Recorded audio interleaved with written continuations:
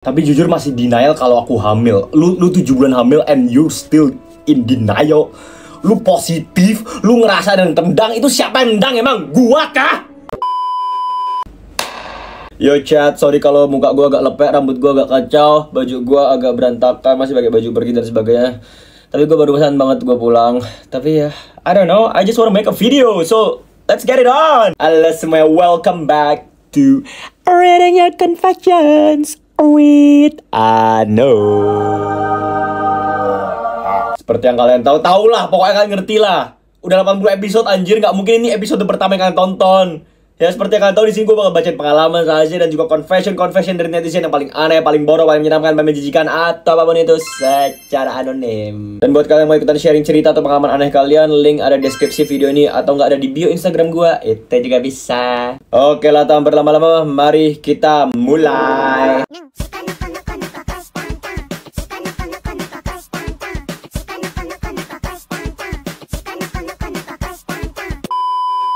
Gua pernah dibegal sama om gua sendiri. Ngent gak sih? Sorry, goblok banget judulnya. Capek gua. Ini cerita waktu gua masih SMA ya. Jadi gua tuh punya kebiasaan berangkat sekolah dengan waktu yang super pagi. Biasanya jam 3 subuh udah OTW naik motor. Wah, ini lu goblok banget anjing. Mana ada anak sekolah yang berangkat jam 3 pagi sih kalau bukan jalan kaki. Soalnya jarak dari rumah ke sekolah lumayan jauh, bisa sejam lebih. Dan gua paling gak tahan dan gak suka sama yang namanya macet. Jadi lu sampai sana jam 4 pagi gitu, biar apa? Jadi daripada kejebak sama lalu lintas di jam 5 pagi yang udah rame banget, gue lebih pilih berangkat lebih awal pas orang-orang masih pada tidur. Oke deh.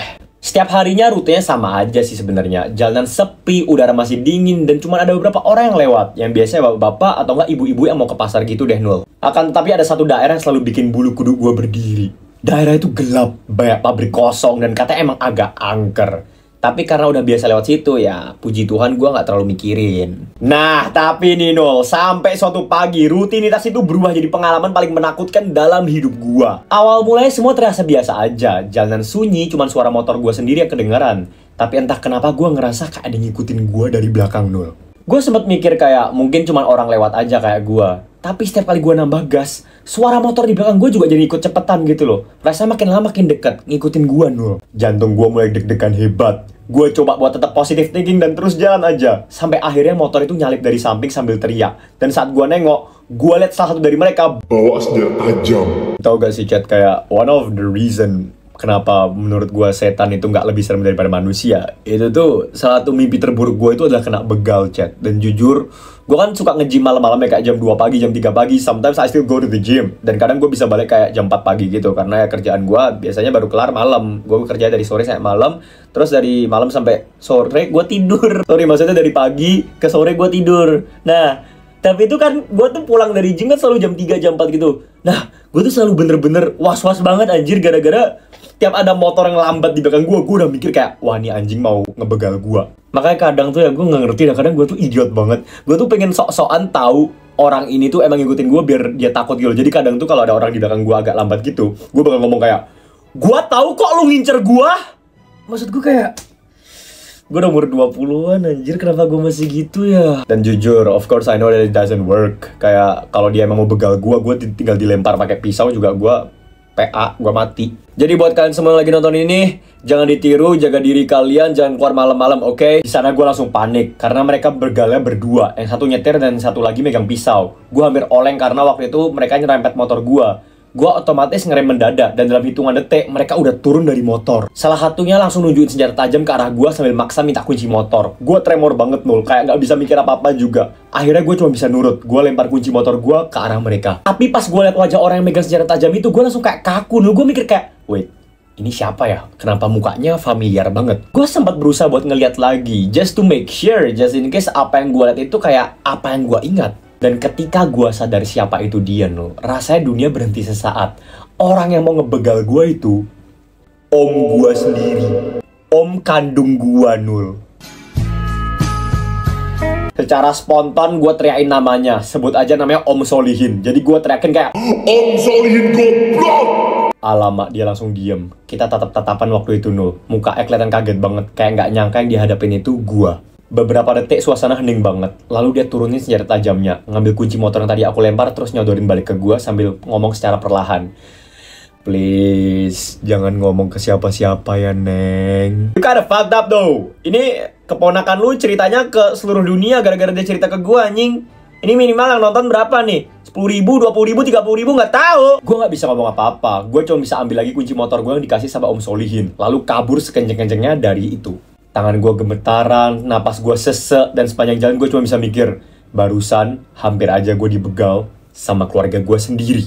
Sejak hari itu gue nggak pernah lagi berangkat sepagi itu. Bagus. Lebih baik telat, lebih baik macet daripada harus lewat jalan itu lagi waktu pagi buta. Dan walaupun gue nggak pernah ceritain ke siapapun, rahasia itu akhirnya kebongkar juga, Nul. Beberapa bulan kemudian, Om Solihin ketangkep karena ngebegal orang lain di tempat yang sama. Goblok lu, Solihin!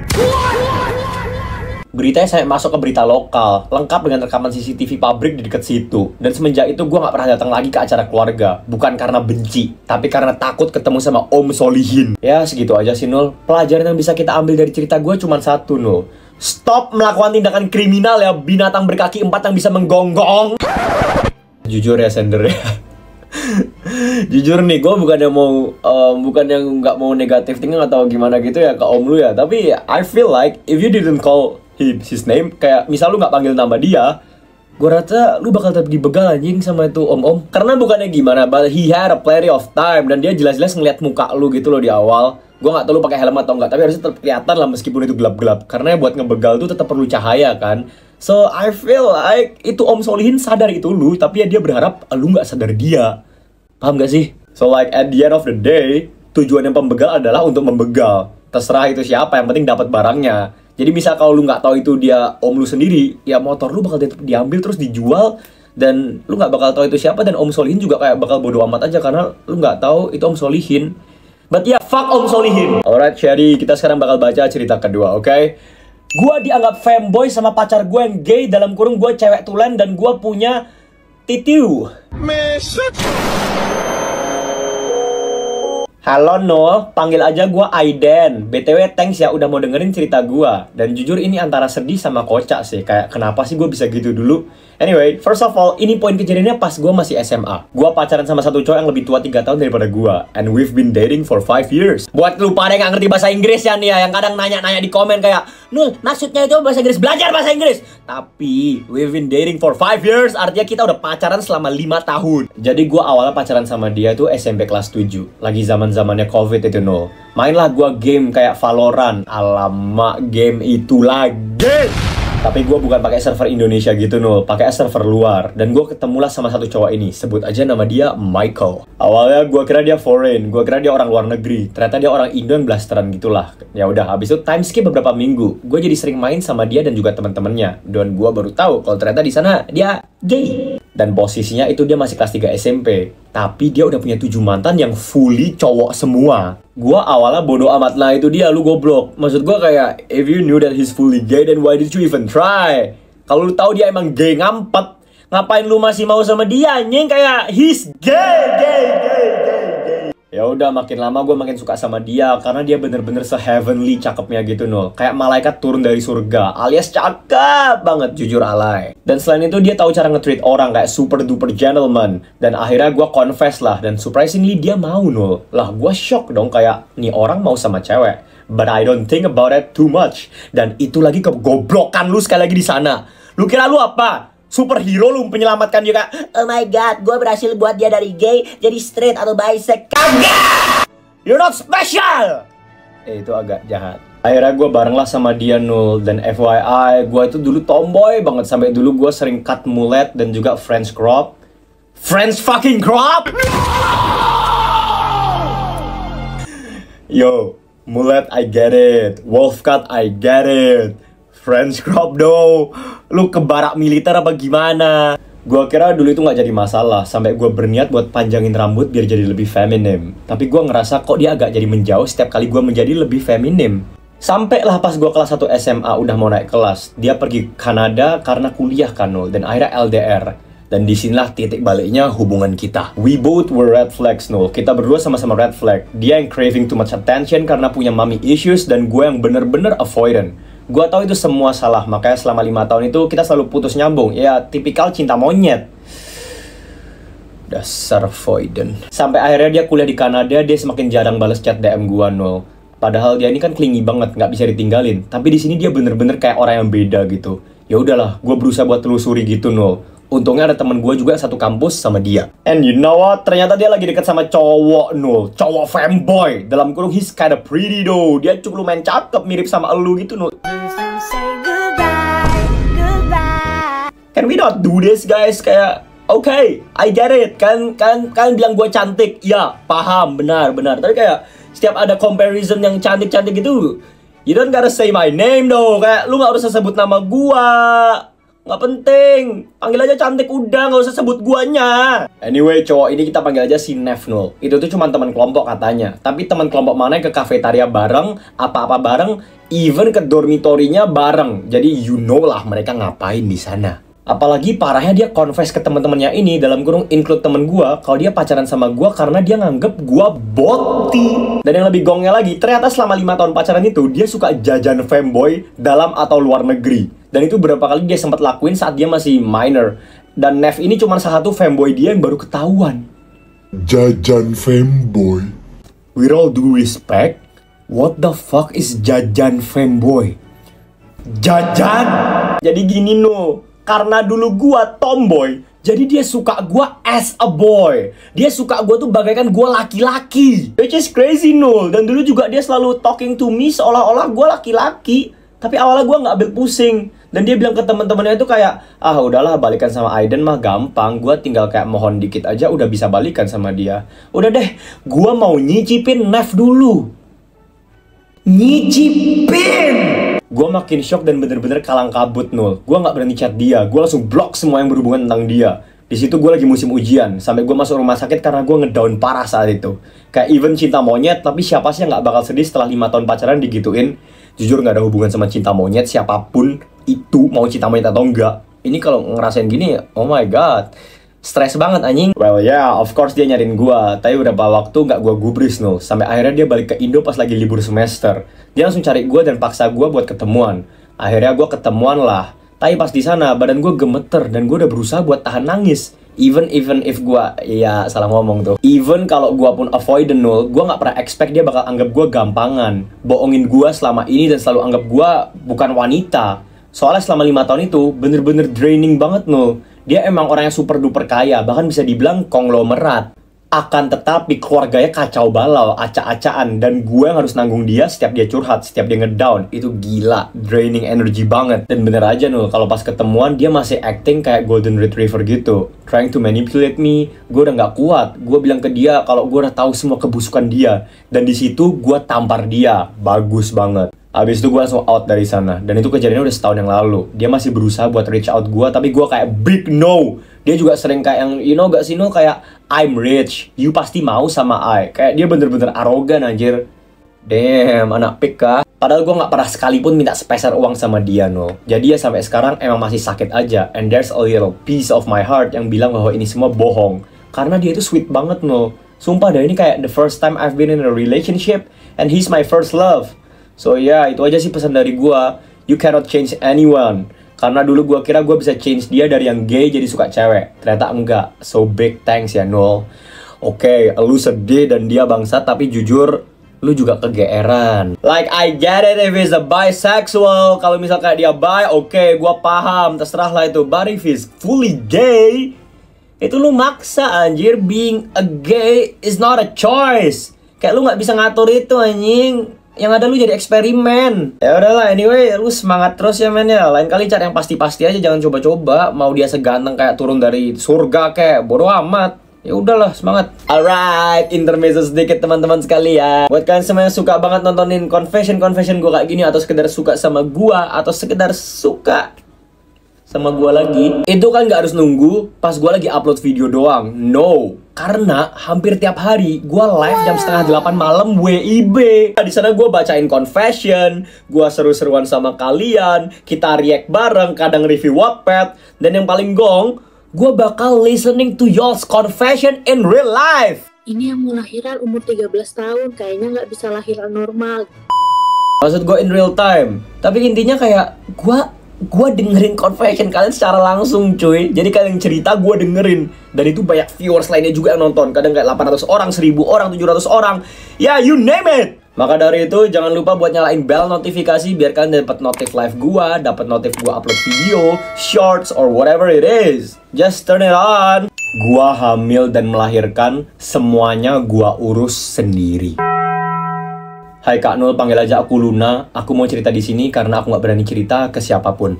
Oke, umurku 21, aku pernah merantau dan kerja di satu kota gede di Jawa Timur. Awal aku kerja lancar aja, tapi adalah satu hari akhir aku di PHK. Dalam kurung ya emang salahku sebenarnya.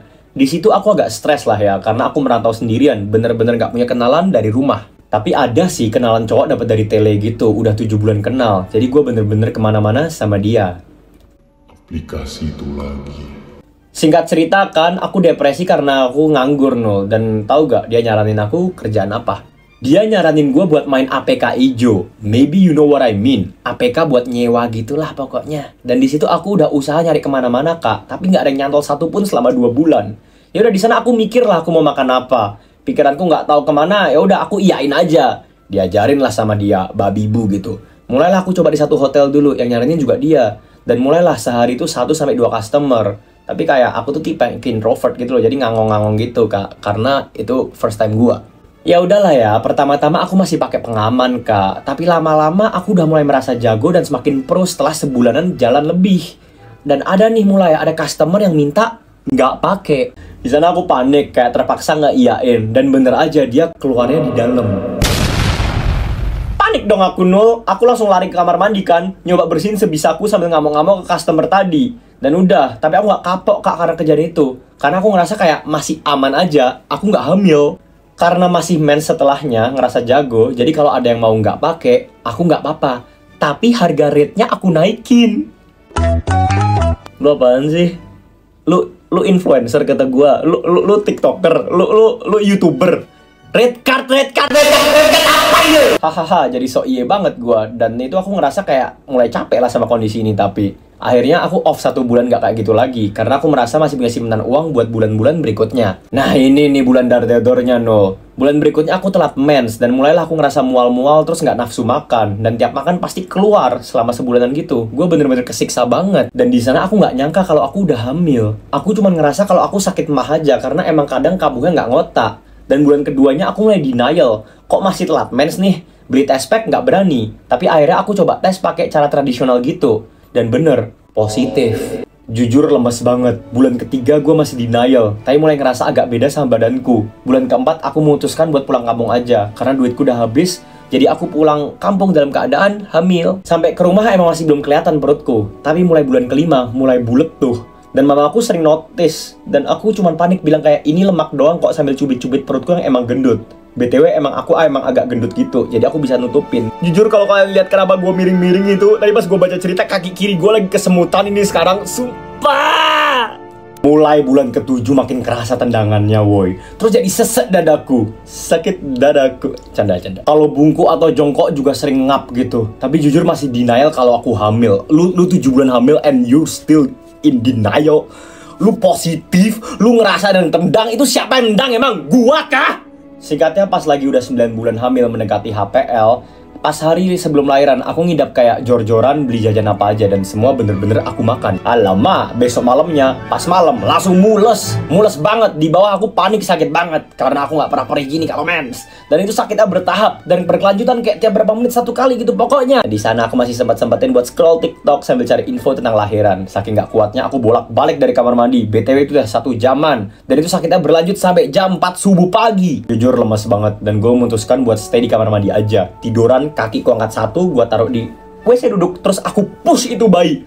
Aku ngeden sebisaku. Ini bener-bener sendirian, semuanya tidur. Dan jam 4 pagi, mamaku udah bangun buat ke pasar dan siap-siap kerja.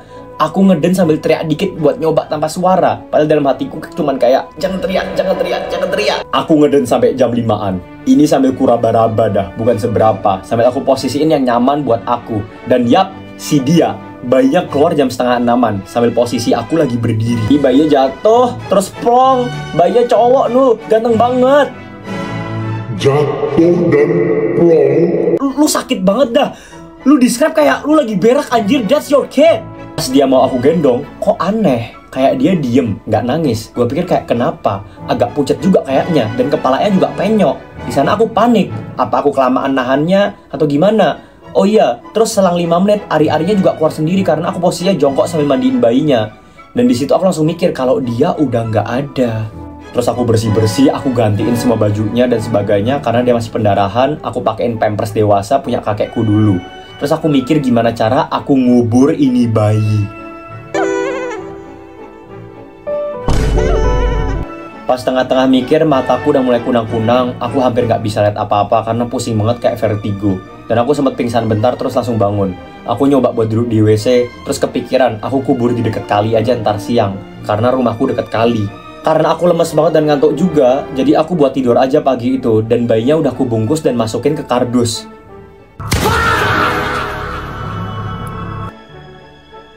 Aku simpen di belakang pintu kamarku sampai waktunya tiba.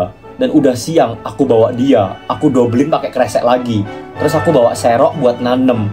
Aku kubur dia yang masih sama ari-arinya di deket kali. Jujur aku nggak nangis atau shock pas hari itu. Tapi besok-besoknya juga aku nangisin dia. Karena jujur dia ganteng banget. Lu nangisin bayi lu bukan karena dia bayi lu. Lu nggak nangisin karena dia wafat. Tapi lu nangisin karena dia ganteng banget. Sorry, bukannya gue mau nuduh lu apa-apa, tapi are you looking at your child as an asset? Lu ngeliat dia sebagai aset kah? Sampai lu sedih dia meninggal bukan karena dia anak lu, tapi karena dia anak lu yang ganteng. Jadi kalau misalnya dia jelek gitu lu gak sedih apa gimana? Wah anjing, gue marah banget. Dia ganteng banget walaupun kepala peyang. Terus dia juga lengkap, gak cacat. Padahal aku gak pernah minum vitamin khusus ataupun perlakuin khusus kayak Bumil gitu. Wah anjir, gue bener-bener marah nih chat. Tapi kayak gue gak kuat, gue bakal ngomong kasar banget soalnya. Aku cuman makan minum layaknya cewek biasa, gak ada pantangan. Tapi jujur beberapa hari setelahnya nyut-nyutan banget. Kayak miau-miauku sobek sampai dubur. What the fuck? Udah segitu aja Kak Noh, makasih hehe. BTW sampai sekarang masih nggak ada yang tahu. Cuman kalian aja hehe. Dadah semuanya. Oke chat, untuk cerita yang hari ini ya.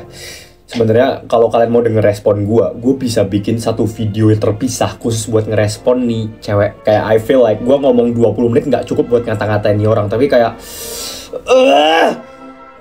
gue serahin ke kalian aja dah anjir. Gue yakin kalian bisa ngomong lebih bagus daripada gue. Karena jujur ini gue nggak bisa keluarin, gue nggak bisa ungkapin amarah dalam diri gue anjing. Kayak you're not ready to be a mom.